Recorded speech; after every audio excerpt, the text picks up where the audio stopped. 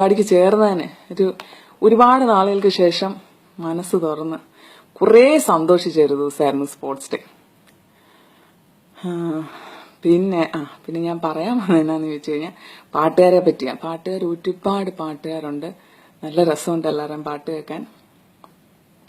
പിന്നെ ഈ പാട്ട് പാടുന്നവർ കുറച്ചൊന്ന് ശ്രദ്ധിച്ചാൽ നിങ്ങൾക്ക് നിങ്ങളെ തന്നെ നന്നായിട്ട് ഇമ്പ്രൂവ് ചെയ്യാൻ പറ്റും.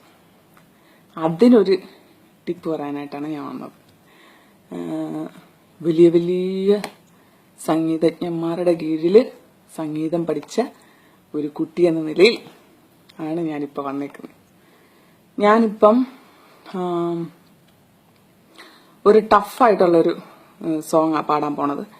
അത് നിങ്ങൾ ശ്രദ്ധിച്ചു കഴിഞ്ഞാൽ നിങ്ങൾക്ക് മനസ്സിലാവും. അപ്പം നിങ്ങൾക്ക് അത് കുറച്ച് കേട്ട് കഴിഞ്ഞാൽ പിന്നെ സാധാരണ ഈ സിനിമയിലൊക്കെ പാട്ടുകളുണ്ടല്ലോ, ചിത്ര ചേച്ചിയും പിന്നെ രേണുകയൊക്കെ അവരൊക്കെ പാടിയ പാട്ടുകൾ നമുക്ക് സുഖമായിട്ട് പാടാൻ പറ്റും.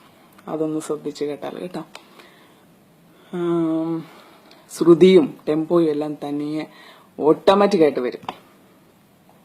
അപ്പം നമുക്ക് പാട്ടിലോട്ട് കിടക്കാം. ശ്രദ്ധിച്ച് കേട്ടോണം, പേടിക്കേണ്ട ആരും.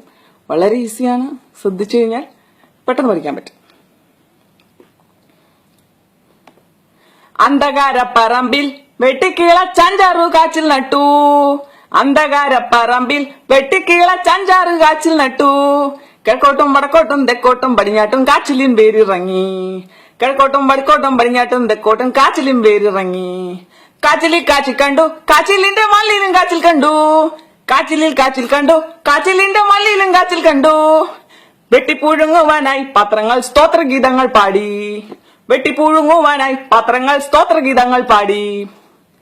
എങ്ങനെയുണ്ട്? ഇത് ഇത്ര ടഫാണെന്ന് കരുതി ആരും പേടിക്കൊന്നും വേണ്ട.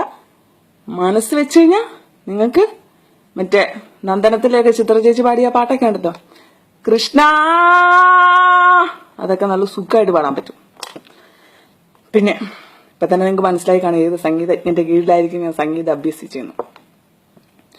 പിന്നെ എനിക്കൊരു എളിയ അപേക്ഷയുണ്ട്. ഈ പാട്ടെങ്ങാനും വളരെ ഇതായിപ്പോയി ചിത്ര ചേച്ചിയോ നമ്മുടെ മറ്റേ ജയചന്ദ്രനോ ആരെങ്കിലുമൊക്കെ കണ്ട് ഈ കുട്ടിയെ അന്വേഷിക്കുന്നു, ഇതിനെപ്പറ്റി അറിയാവുന്നവരാരെങ്കിലും ഉണ്ടെങ്കിൽ വിവരം അറിയിക്കണം എന്നൊക്കെ പറഞ്ഞാൽ ദൈവത്തെ ഓർത്ത് എൻ്റെ ഒരു ഡീറ്റെയിൽസും കൊടുക്കരുത്. അങ്ങനെ എന്താ പറയണ്ടേ, സിനിമയിലൊന്നും പാടാൻ താല്പര്യമില്ലാത്തതുകൊണ്ടാണ് കേട്ടോ.